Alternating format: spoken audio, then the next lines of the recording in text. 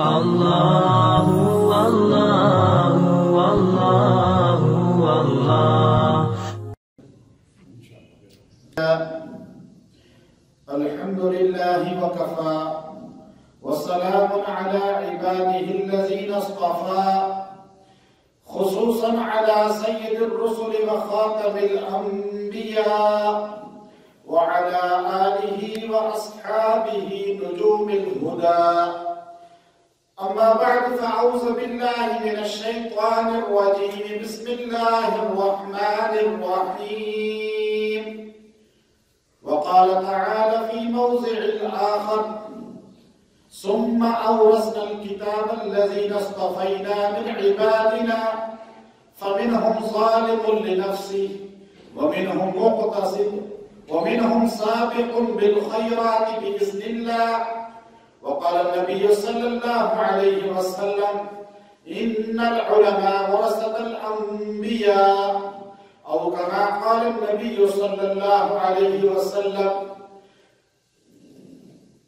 آج کے جمعہ کا موضوع ہمارا علماء ربانی، علماء حق کی عظمت اور شان، پھر علماء کرام کی عظمت اور شان. بعض لوگ اس میں تخصیص کرتے ہیں کہ علماء ربانی، علماء حق اور خالی علماء کرام. حالانکہ قرآن حکیم تخصیص نہیں کرتا. آیت کریمہ آپ کے سامنے میں نے پڑھی ہے. اللہ تبارک و تعالی نے پہلے عمومی ذکر کیا، پھر خصوصی ذکر فرمایا آیت کریمہ کے اندر. آج ہم جن کے پیچھے نماز پڑھتے ہیں، جن کو اپنے جنازہ کے لیے سفارشی متعین کرتے ہیں، اپنے نکاح کا ذمہ دار بناتے ہیں، اور اپنی ساری زندگی، چاہے بچہ پیدا ہوتا ہے تو علماء سے رجوع، بچہ جوان ہوتا ہے نکاح کے وقت علماء سے رجوع، یہاں تک کہ جب انسان مرنے لگتا ہے تو مرنے کے بعد بھی انہی سے رجوع کیا جاتا ہے کہ آپ تدفین کا، جنازے کا، سارے معاملات کو سر انجام دلوائیں. لیکن جب پبلک میں ہم بیٹھتے ہیں، ٹیلی ویژن میں بیٹھتے ہیں ہمارے اسکالر، ہم جب مارکیٹوں میں، بازاروں میں بیٹھتے ہیں تو سب سے زیادہ تبرہ بھی اسی طبقے پہ کیا جاتا ہے. حیرت کی بات یہ ہے، دنیا میں کوئی یہودی اپنے پیشواؤں کی غیبت نہیں کرتا، کوئی عیسائی اپنے پادری کو اس طرح جو ہے بازاروں میں، میڈیا میں تحقیر کا، استہزاء کا شکار نہیں کرتا. کوئی ہندو اپنے پنڈت کا، آپ عیسائیوں کو دیکھیں پادری کے لیے قربانیاں دیتے ہیں. ہندو ہر چیز پنڈت سے پوچھ کر کرتے ہیں زندگی کی. اس کو برا کہنا اپنی عاقبت کو خراب کرنے کے مترادف سمجھتے ہیں. سکھی نہیں رہ سکیں گے. بتوں کے آگے سجدے کرنے والے کا یہ نظریہ بن گیا. دنیا میں واحد اہل سنت والجماعت، اہل سنت والجماعت صرف ہے جو حق ہے، ہمارا عقیدہ ہے، اور وہی سب سے زیادہ اپنے علماء پہ تبرہ کرتے ہیں. باقی کوئی مذاہب والے باطل نہیں کرتے. حضور صلی اللہ علیہ وسلم نے ہمارے سامنے ایک جملہ ارشاد فرمایا: ان العلماء ورثۃ الانبیاء. اب آپ علیہ السلام نے فرمایا العلماء ورثۃ الانبیاء، کہ انبیاء کے وارث ہیں علماء. آپ صلی اللہ علیہ وسلم جب دنیا سے رخصت ہوئے تو باغ فلک اور دیگر معاملات کھڑے ہوئے تو سیدہ طاہرہ تشریف لائیں، سیدہ فاطمہ، فرمایا باغ فلک جو ہے آپ ابو بکر صدیق خیبر میں جو ملا تھا وہ مجھے سونپ دیں، میرے والد کا ہے۔ تو آپ نے فرمایا میں نے نبی صلی اللہ علیہ وسلم سے یہ حدیث سنی تھی کہ انبیاء کی کوئی وراثت نہیں ہوتی جو آگے اولاد میں جائے، چونکہ نبی پوری امت کا ہوتا ہے اور نبی کی وراثت پوری امت میں اجتماعی طور پہ بیت المال میں سمجھی جاتی ہے۔ نبی کی وراثت علم ہے اور جو علم کو لے گا وہ نبی کا وارث بن جائے گا۔ اب آپ دیکھیے ایک آدمی کا وارث بنتا ہے، چاہے وہ ایک بہت حسین و جمیل آدمی ہو، پیسے والا آدمی ہے، اس کا وارث نااہل بھی بن سکتا ہے، عجیب و غریب حلیے والا بھی بن سکتا ہے۔ وارث جو ہوتا ہے اس کی عظمت جس کا وارث ہے اس کی وجہ سے ہوتی ہے۔ ہمارے ہاں وراثت نبوت کی اس کی کوئی کسوٹی نہیں ہے، کوئی اس کی عقیدت محبت نہیں ہے۔ امام غزالی رحمۃ اللہ علیہ نے اپنی کتاب لکھی احیاء العلوم، کئی جلدوں میں ہے۔ آپ نے اس میں ہر قسم کے طبقات کا بڑی جامعیت سے ذکر فرمایا۔ اس میں اصحاب دنیا کا ذکر بھی ہے، اصحاب البدع کا ذکر بھی ہے، اور اہل العلم جو ہے ان کا ذکر بھی ہے، علماء کی جو ان کے اندر عیوب ہیں ان کا بھی ذکر کیا ہے، اور علماء کی شان کو بھی بیان کیا ہے۔ تو امام غزالی فرماتے ہیں کہ میں خواب میں دیکھتا ہوں، اپنا خواب احیاء العلوم کے اندر بیان فرمایا کہ میں خواب میں دیکھتا ہوں کہ سیدنا موسیٰ کلیم اللہ محمد الرسول اللہ صلی اللہ علیہ وسلم دونوں ساتھ بیٹھے ہوئے ہیں، اور حضور اکرم صلی اللہ علیہ وسلم کے دائیں بائیں ابو بکر و عمر بیٹھے ہوئے ہیں، عثمان و علی بھی بیٹھے ہوئے ہیں، اور دور کونے میں میں بھی بیٹھا ہوا ہوں۔ تو امام غزالی فرماتے ہیں سیدنا موسیٰ کلیم اللہ حضرت محمد صلی اللہ علیہ وسلم کے سامنے بات شروع کرتے ہوئے کہنے لگے کہ اے ابو القاسم محمد الرسول اللہ، آپ عالمین کے نبی ہیں اور میں بنی اسرائیل کا نبی ہوں، اور مجھے آپ کی یہ روایت پتہ چلی کہ آپ نے ارشاد فرمایا العلماء علماء امتی کا انبیاء بنی اسرائیل، میری امت کے علماء بنی اسرائیل کے نبیوں کے ساتھ قیامت کے دن ہوں گے۔ اللہ تعالیٰ ان کو مراتب، بعض علماء کو اتنے بڑے بڑے مرتبے ملیں گے، اس امت کے اندر ایسے ایسے علماء آئے، ایسے ایسے علماء پیدا ہوئے جن ایک ایک عالم کی وجہ سے کروڑوں لوگوں کو اللہ تبارک و تعالیٰ نے ایمان کی دولت عطا فرمائی، عقیدے کی دولت عطا فرمائی، اور ایک ایک عالم آج بخارا کی بستی میں سویا ہوا ہے، کوئی ترمز کی بستی میں سویا ہوا ہے، کوئی نیشا پور کی بستی میں امام مسلم سوئے ہوئے ہیں، کوئی بغداد کی بستی میں عبد القادر جیلانی سوئے ہوئے ہیں، کوئی آج اجمیر کی بستی میں معین الدین اجمیری سوئے ہوئے ہیں، آج آپ دیکھیے ابو حنیفہ کوفہ میں سوئے ہوئے ہیں، امام شافعی مصر میں سوئے ہوئے ہیں، امام احمد عراق میں سوئے ہوئے، امام مالک مدینہ میں سوئے ہوئے، اور انڈیا کے اندر مولانا الیاس دیلوی کو آپ دیکھ لیجئے، مولانا اشرف علی تھانوی کو دیکھ لیجئے، اب یہ ایک ایک مولانا قاسم ننوتوی، یہ وہ لوگ ہیں جو امت کے علماء ہیں، لیکن ایک ایک بندے کی وجہ سے لاکھوں نہیں کروڑوں لوگوں کو اللہ نے ہدایت عطا فرمائی ہے، ایمان عطا فرمایا ہے۔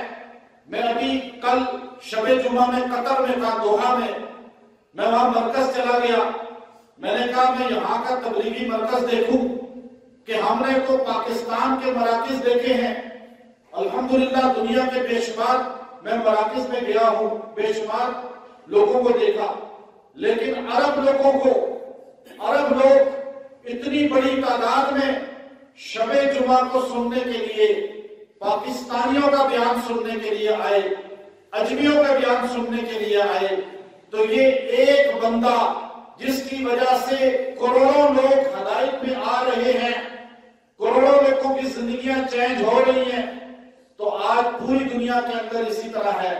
تو یہ سارے جو دنیا میں آپ کے سامنے نام لیے جو آرام کر رہے ہیں، لیکن یہ قیامت کے دن کروڑوں لوگوں کے ساتھ قبر سے اٹھیں، ان کے ساتھ کروڑوں لوگ ہوں گے۔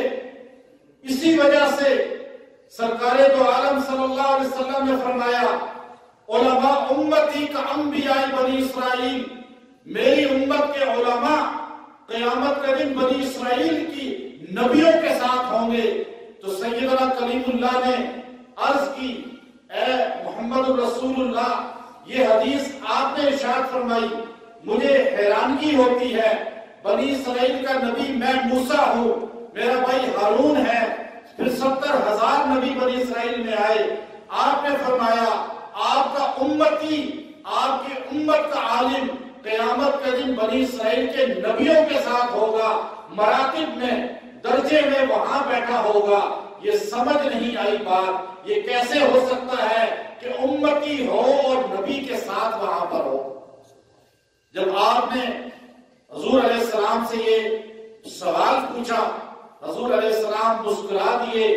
غزالی امت فرماتے ہیں کہ میں نے خواب میں یہ پورا ماجرا دیکھا، اور احیاء العلوم اپنی سب سے بہترین مستند کتاب کے اندر یہ واقعہ نقل فرماتے ہیں کہ میں نے خواب ہی میں دیکھا کہ رسول اللہ صلی اللہ علیہ وسلم مسکرا دیے، اور آپ نے فرمایا اے موسیٰ کلیم اللہ، میرے ساتھ ابو بکر ہے، عمر ہے، عثمان ہے، علی ہے، لیکن میرے سامنے بیٹھا ہوا میری امت کا یہ عالم غزالی تجھے اس کا جواب دے گا۔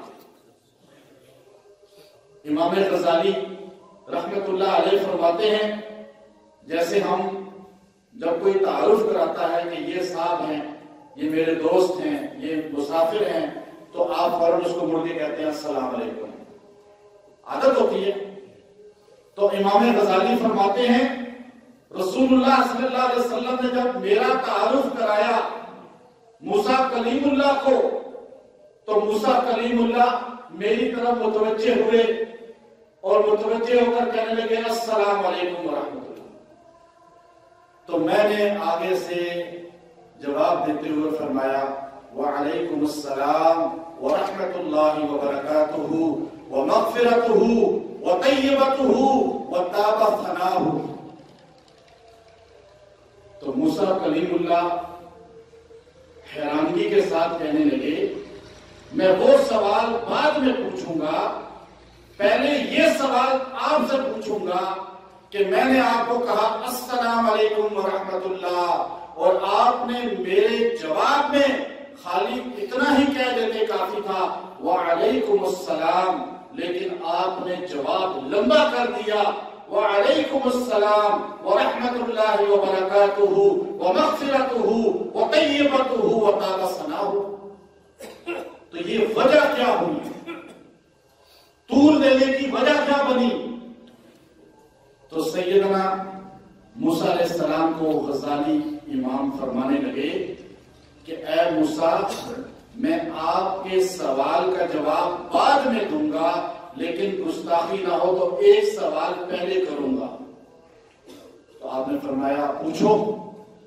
اب حضور صلی اللہ علیہ وسلم صحابہ خواب میں یہ پورا دیکھ رہے ہیں، امام غزالی کہ سارے بیٹھے ہوئے سن رہے ہیں سب چیز۔ تو امام غزالی نے فرمایا اے کلیم اللہ موسیٰ، آپ مجھے یہ بتائیں، اللہ نے آپ سے سوال کیا تھا وَمَا تِلْكَ بِيَمِينِكَ يَا مُوسَىٰ، موسیٰ آپ کے ہاتھ میں کیا ہے؟ اب اللہ نے خالی پوچھا تھا ہاتھ میں کیا ہے، آپ نے جواب خالی اتنا دینا تھا ہِیَ عَصَا، بات ختم۔ آپ نے أَتَوَكَّلُ عَلَيْهَا وَأَهُشُّ بِهَا عَلَىٰ غَنَمِي وَلِيَ فِيهَا مَعَارِبُ أُخْرَىٰ، آپ نے لمبی بات کیوں کی؟ اللہ نے پوچھا کیا ہے آپ کے ہاتھ میں، آپ کو کہنا چاہیے تھا ہِیَ عَصَا، بس بات ختم۔ آپ نے کہا میں اس سے بکریاں چلاتا ہوں، میں اس سے پتے، میں اس سے ٹیک لگاتا ہوں۔ اب یہ ساری باتیں آپ نے لمبی جو اتنی بیان فرمائی، آخر اس کی وجہ کیا تھی؟ تو امام غزالی کو سیدنا کلیم اللہ فرمانے لگے میں اس وقت اللہ سے کلام کر رہا تھا، اور اللہ کی کلام رحمت کو متوجہ کرتا ہے، اور میں اللہ سے کلام کو طول اس لیے دے رہا تھا تاکہ اللہ کی زیادہ رحمت کا مجھ میں نزول ہو جائے۔ تو امام غزالی نے فرمایا آپ اس وقت اللہ سے کلام کر رہے تھے تو کلام کو طول دیا، میں اس وقت کلیم اللہ سے کلام کر رہا تھا تو میں نے بھی اسی لیے کلام کو طول دیا۔ تو سیدنا کلیم اللہ حضور کی طرف مڑے، فرمانے لگے یا نبی اللہ، بے شک آپ کی امت کے علماء جید جو ہیں وہ انبیاء بنی اسرائیل ہیں۔ حضور صلی اللہ علیہ وسلم کا ارشاد ہے ایک فقیہ عالم جو ہے وہ شیطان پر 1000 عابدوں سے زیادہ بھاری ہے۔ 1000 عابد عبادت کرنے والے اور ایک فقہ کا عالم، حلال حرام کو تمیز کرنے والا، سمجھنے والا، سمجھانے والا، اور پھر دوسری میں فرمایا عالم کا سونا، سو جانا رات کو، عابد کا پوری رات عبادت کرنے سے افضل ہے۔ ابن بر رحمت اللہ علیہ نے العلم والعلماء کتاب لکھی ہے، اس کے اندر اس حدیث کو وہ لائے کہ عالم کا سونا عابد کی ساری رات تہجد سے افضل ہے۔ اس میں انہوں نے باقاعدہ طور پہ لکھا العلم والعلماء کے اندر، کتاب کے اندر، کہ عالم کا سونا اس لیے افضل ہے، ایک آدمی تہجد پڑھ رہا ہے، ایک آدمی قرآن پڑھ رہا ہے رات کو، اسی طرح ایک آدمی دن کو روزہ رکھ رہا ہے، ایک آدمی دن کو کوئی اور دین کا کام کر رہا ہے، بعض کا تبلیغ کا کام کرتا ہے، تبلیغی جماعت میں نکلتا ہے، یا اور کوئی تعریف کا کام کر رہا ہے، کچھ بھی کام دین کے کر رہا ہے۔ تو یہ نہ سوچیں میں اتنا بڑا کام کر رہا ہوں تو یہ ہمارا جو عالم ہے یہ تو نکلتا ہی نہیں ہے جماعت میں بھی، یہ تو تہجد بھی نہیں پڑھتے۔ اب یہاں یہ جملہ اس لیے ارشاد فرمایا العلم والعلماء کے اندر عالم کا کیا کام ہوتا ہے، اس کا سونا افضل کیوں ہے؟ وہ فرمانے لگے جب ایک مزدور ہے وہ جب مزدوری کرتے کرتے تھکتا ہے تو وہ سوتا ہے۔ مزدور کی نیت یہ ہوتی ہے کہ صبح اٹھ کے پھر میں آگے کام کروں گا، تو وہ سونا جو اس کا ہے وہ مزدوری میں شامل ہے۔ عالم دین کا کام کرتے کرتے، دین کی خدمات سر انجام دیتے دیتے، ہر وقت دین کی فکر، ہر وقت انسانیت کی فکر، ہر وقت انسانیت کو اللہ سے جوڑنے کی فکر، اس فکر کے ساتھ سارا دن گزارتا ہے، رات کو سوتا ہے اسی فکر کو لے کر، تو وہ سونا تہجد والے سے افضل ہے۔ یہ نہیں کہ کام ہی کوئی نہیں کر رہا عالم، وقت پورا کر رہا ہے اور کہے جی میرا سونا تو افضل ہے آپ سے، آپ عشق تہجد پڑھیں، یہ بھی جملہ غلط ہے، یاد رکھیے۔ ابن باز رحمۃ اللہ علیہ نے اس کو واضح کیا۔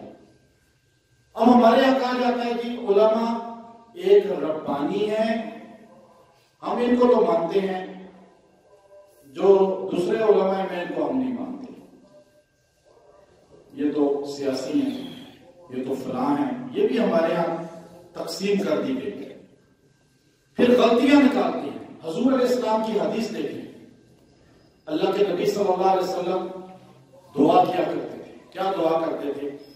اللہم انی اعوذ بک من خلیل منکر، اے اللہ میں ایسے دوست سے پناہ چاہتا ہوں، اذا رعا حسنۃ دفنہا واذا رعا سیئۃ نشرہا، ایسا دوست اس سے پناہ مانگتا ہوں جو میری نیکی دیکھ کے دفن کرے اور میری برائی دیکھ کے نشر کرے، چرچے کرے۔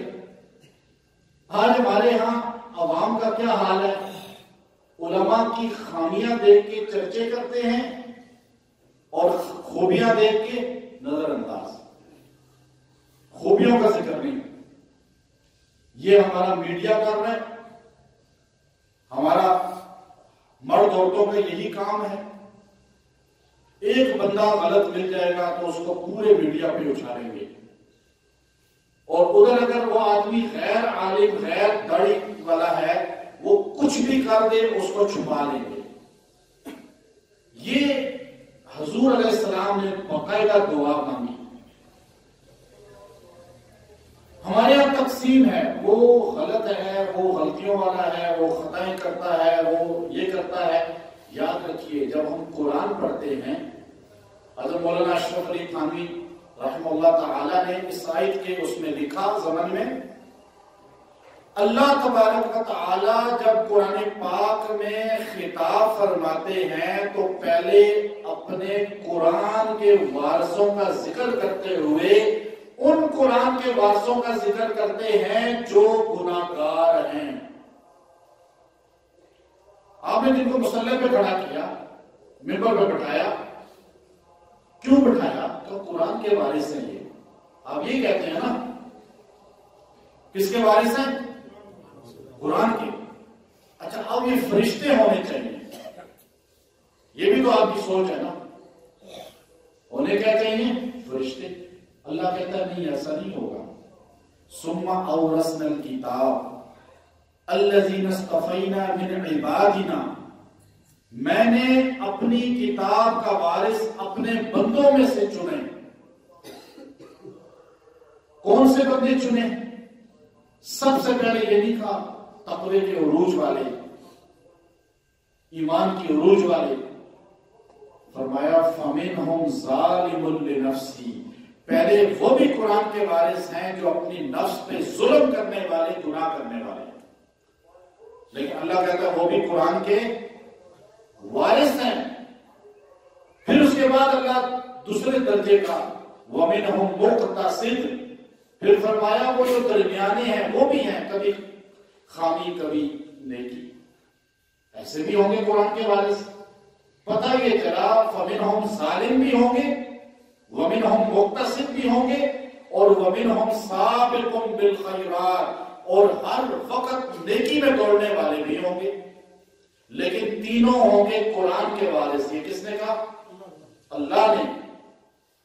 اب علماء کرام کے خلاف جو انسان لب کشائی کرتا ہے، پہلی بات یاد رکھیں، جس کے پیچھے آپ نماز پڑھتے ہیں، جب اس کے خلاف آپ کی زبان چلے گی، آپ کی نماز اس کے پیچھے نہیں ہوگی، چونکہ آپ اپنا اس کو وکیل بنا رہے ہیں اللہ کے آگے، جس کے بارے میں آپ کی نیت ہی صحیح نہیں ہے، آپ اس کو اچھا نہیں سمجھتے تو بتائیں، اس میں خامی بتائیں، ایسی ہی بات کرتے ہیں تو آپ کی نماز نہیں ہوگی۔ دوسری بات، حضرت مولانا حسین احمد مدنی رحمۃ اللہ علیہ جب ملتان تشریف لائے پاکستان قیام سے پہلے، تو حضرت مدنی رحمت اللہ علیہ کے سامنے وہ کانگریس کے ساتھ تھے اور یہ مسلم لیگ کے جو لوگ تھے، اس وقت مسلم لیگ کے لوگوں نے کہا یہ کانگریس کے مولوی صاحب آ گئے، تو انہوں نے ان کے خلاف نعرے لگائے۔ مولانا مدنی رحمت اللہ علیہ کے سامنے ایک نوجوان نے اتنی انتہا کر دی کہ اپنے کپڑے اتار کے ڈانس کرنا شروع کر دیا اور گالیاں دینی شروع کر دی۔ نقش حیات کے اندر یہ واقعہ موجود ہے۔ تو مولانا مدنی رحمت اللہ علیہ خاموش رہے، خاموش۔ من عاد لی ولیا فقد آذنتہ بالحرب۔ پھر پاکستان بننے کے بعد تاریخ میں باقاعدہ جانباز مرزا نے یہ واقعہ محفوظ کیا، کتاب کے اندر لکھا کہ وہی نوجوان جس نے مولانا مدنی کی اس لمحے گستاخی کی تھی، اللہ تبارک و تعالی نے اس کے گھر کی عورتوں کو اس کے سامنے سکھوں کے ہاتھوں رسوا ہوتے ہوئے دکھایا، اس کے گھر کی عزت نیلام ہوئی اور وہ پاگل ہو کر گلیوں میں پھرتا تھا۔ ملتان کی تاریخ اس پر گواہ ہے۔ مولانا رشید گنگوئی رحمت اللہ علیہ دارالعلوم دیوبند کے بانی ہیں۔ علی گڑھ اور دیوبند ساتھ ساتھ بنا۔ علی گڑھ سر سید احمد خان مولانا مملوک علی رحمت اللہ علیہ کے شاگرد تھے۔ مولانا قاسم ننوتوی، مولانا رشید گنگوئی، یہ بھی مولانا مملوک علی کے شاگرد تھے۔ مولانا مملوک علی تحریک آزادی کے جرنیل تھے اور تحریک بالا کوٹ میں بھی غازی بنے۔ حاجی امداد اللہ مہاجر مکی رحمت اللہ علیہ کے ساتھیوں میں سے تھے۔ تو مولانا رشید گنگوئی وضو کر رہے تھے، علی گڑھ کے نوجوانوں نے آپس میں، چونکہ ان کی بیس بنائی گئی تھی علماء کے خلاف، یہ تو مولانا زکریا رحمت اللہ علیہ، پھر مولانا ان سے پہلے ان کے مرشد مولانا خلیل احمد سہارنپوری رحمت اللہ علیہ خاص طور پہ علی گڑھ میں بار بار جاتے رہے۔ جیسے مولانا طارق جبیر صاحب بے دین لوگوں کے پاس پھرتے ہیں، لوگوں کو سمجھ نہیں آتی کیوں کہ ان کو قریب کرنا ہے۔ یہ کام مولانا خلیل احمد سہارنپوری نے کیا کہ آپ علی گڑھ خود جاتے تھے، کوئی بلائے نہ بلائے چلے جاتے تھے۔ علی گڑھ میں جا کے 2 طلبہ سے ملے، 4 کو بٹھا کے بات کی۔ ایک وقت آیا کہ علی گڑھ کے اندر الحمدللہ ایسے طلبہ پیدا ہوئے جن کو مولانا عبد الماجد دریا آبادی دنیا میں پہلی انگلش میں تفسیر قرآن لکھنے والے اور مولانا تھانوی کے خلیفہ بنے۔ تو علی گڑھ کے اکثر طلبہ مولانا تھانوی کے خلیفہ بن گئے۔ محنت کرنے سے ہوتا ہے۔ اب علی گڑھ کے طلبہ کا ذہن اتنا خراب کیا گیا تھا، مولوی صاحب ہیں، مولوی دین کو، چونکہ انگریز نے ایک کام کیا، لارڈ مکالے جب 1860 میں آیا، ملکہ وکٹوریہ نے کہا وزٹ کرو، یہ بار بار ٹیپو سلطان، سراج الدولہ، شاملی کا محاذ، کبھی کون سے علماء کہاں سے کھڑے ہو جاتے ہیں اور لوگ علماء کے پیچھے جان دینے کو تیار ہو جاتے ہیں۔ مولوی اور لوگوں میں آپس میں جوڑ کیوں ہے، وجہ دیکھو۔ تو لارڈ مکالے نے جا کر کہا ایک تو نظام تعلیم چینج کرو، یہ جو آج ہمارے یہاں نظام تعلیم ہے اس میں علماء کی توہین کا مواد ملتا ہے۔ وہ پگڑی ویٹر کو پہنا دی گئی، دربان کو جو گارڈ بیٹھا ہوتا ہے ہوٹلوں کے باہر شادی حال میں، اس کو پگڑی پہنا دی گئی اور کتوں کا نام ٹیپو رکھ دیا گیا۔ جہاد کو ختم کرنے کے لیے علماء کی توہین۔ تو اس نے کہا 2 کام 3 کام کرو، مسلمان تمہارا ہوگا، دل تمہارا ہوگا، جسم اس کا مدینے کا ہوگا۔ اوپر سے کہے گا مدینہ، مدینے کی ریاست، اندر سے مدینے کی کچھ بھی بات نہیں ہوگی۔ کل کون رہا ہوئے؟ بچوں اور ان کے والدین کو مارنے والے مدینے کی ریاست میں رہا ہو گئے۔ ایسے انگریز نے پیدا کرنے تھے۔ تو انگریز نے یہ لارڈ مکالے نے دیا، ایک مسجد سے تعلق توڑو، ایک مدرسے سے تعلق توڑو، ایک علماء سے تعلق توڑو۔ یہ مہم چلی، اس پر وہ کامیاب ہو گئے۔ آج مسٹر اور مولوی الگ ہے، آج دونوں میں اتنی تفریق، یہ اللہ جزائے خیر تبلیغی جماعت کو اس نے ان کو جوڑا ہے۔ اگر وہ جماعت نہ ہوتی تو شاید یہ بالکل ہی آپس میں ایک دوسرے کو مارنے پہ آ جاتے۔ اس سے لوگ قریب ہوئے. تو علی گڑھ کے وہ لڑکے آئے, انہوں نے آ کر کہا, مذاق کرتے ہیں مولوی صاحب کے ساتھ. مولوی صاحب کون ہیں؟ مولانا رشید گنگوئی کا مذاق کرتے ہیں. اب جب انسان بے دین ہوتا ہے اس کو نہیں پرواہ ہوتی سامنے کون ہے. شیخ الحدیث ہیں, اللہ کے ولی ہیں, عالم ہیں, وہ تو کربلا میں حضرت حسین کو بھی شہید کرے گا. تو وہ آئے, ایک لڑکے کو چارپائی پہ لٹایا اور باقیوں نے چارپائی اٹھائی, کلمہ پڑھتے پڑھتے حضرت وضو کر رہے تھے, سامنے لا کے رکھا, کہا حضرت مر گیا تو آپ اس کا جنازہ پڑھا دیں. حضرت نے کہا اچھا میں وضو کر لوں. وضو بڑی سنت کی پابندی کرتے تھے. مولانا حفظ الرحمان سے حروی فرماتے ہیں, مولانا الیاس رحمۃ اللہ علیہ جب انتقال کا وقت ہوا تو بیمار تھے, تو وضو کرانے لگے تو کہا مجھے وضو کراؤ. وضو کرانے لگے تو ہم نے ان کا یہ بازو اوپر کیا, اس کا لا حول ولا قوت. تم نے سنت چھوڑ دی, پہلے اس کو اوپر کرنا ہے. اتنی بھی سنت کی پابندی کرتے تھے. ہمارے یہاں تو فرضوں کو کوئی نہیں پابندی کرتا. تو حضرت وضو اتنے آرام سے سنت کر رہے, دعائیں پڑھیں, ہر اس بھی اپنی دعائیں پڑھتے رہے. وضو کر کے ہٹے, کہا بھائی کدھر ہے جناب میت؟ کہا یہ ہے. آپ اس کے سامنے کھڑے ہوئے, جنازے کی نیت بدوائی, اللہ اکبر کہا, انہوں نے بھی اللہ اکبر کہا. سلام جب پھیرا تو وہ لڑکے ہنستے ہوئے دوڑتے ہوئے ایک دم آگے اسے کہنے لگے اٹھ جا. اٹھائی, پھر کہا اٹھ جا اٹھ. آپ نے کہا اس کا تو جنازہ ہو چکا ہے, زندہ لٹایا تھا. اللہ کے ولی کے ساتھ استہزاء کرتے ہوئے اللہ نے اس کو موت دے دی. آپ نے فرمایا اس کا جنازہ میں نے پڑھ لیا ہے, اب کدھر اس کو اٹھا رہے ہو؟ وہ لڑکے اسی لمحے آپ کے قدموں میں گر گئے, توبہ کرتے رہے, معافیاں مانگتے رہے. آپ نے فرمایا ابن منیرہ ابھی فوت ہوا ہے, جو علماء کو گالیاں دیا کرتا تھا, ہندوستان کے اندر انگریز کا بڑا ایجنٹ تھا, وہ مر چکا ہے. مولانا رشید کو وہی فرماتے ہیں, میں تمہیں چیلنج کے ساتھ کہتا ہوں, جاؤ اس کی قبر کھود کر دیکھو, وہ خنزیر بن گیا ہے. اس لیے کہ جس کا علماء پہ اعتماد نہیں, اس کا علماء جن کے وارث ہیں نبی کے, ان پر اعتماد نہیں ہے. ڈی سی صاحب بندہ بھیجے, میں اس پہ اعتماد نہ کروں تو حکومت کیا کہے گی؟ ہمارا بندہ آیا تھا ٹینی کے لیے ڈی سی آفس سے, آپ نے اس کے ساتھ تعاون نہیں کیا, آپ نے گویا کہ ڈی سی کی مخالفت کی ہے, آپ کے خلاف FIR. ایسا ہی ہے نا. جو نبی کے وارث پہ اعتماد نہیں کرتا وہ در حقیقت رسول اللہ پہ اعتماد نہیں کرتا.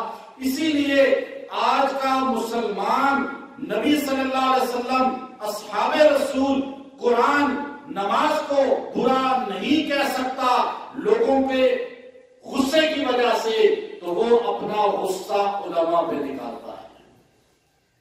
نماز جن کے پیچھے پڑھتے ہیں, قرآن جن سے پڑھتے ہیں, جن کو آپ اپنا نبی نے آپ اپنا وارث بنایا, آپ کہتے ہیں کہ غلط لوگ ہیں. اچھا آپ بتائیں پھر اچھا کون ہے؟ اس لیے علماء کی توہین نہ کریں, کسی بھی عالم کی, چاہے وہ بریلوی ہو, دیوبندی ہو, اہل حدیث ہو. یاد رکھیں یہ بات.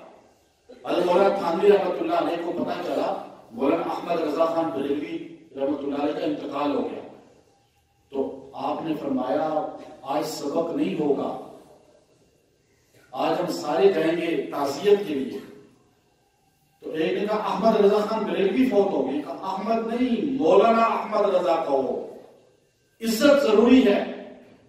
ہمارے یہاں جو میری جماعت کا ہے میں اس عالم کی عزت کرتا ہوں, جو میری جماعت کا نہیں ہے میں اس کی عزت, یہ چیز ہی غلط ہے. یاد رکھیں, چاہے وہ مذہبی ہے, غیر مذہبی ہے, ہر بندے کے اندر یہ جراثیم پائے گئے ہیں. ان جراثیم کو اپنے اندر سے نکالیں. ہر عالم کی عزت کریں جو مسلمانوں کے کسی بھی مکتب فکر سے تعلق رکھتا ہے. اللہ ہمیں عمل کی توفیق عطا فرمائے. وآخر دعوانا اللہ اللہ اللہ اللہ.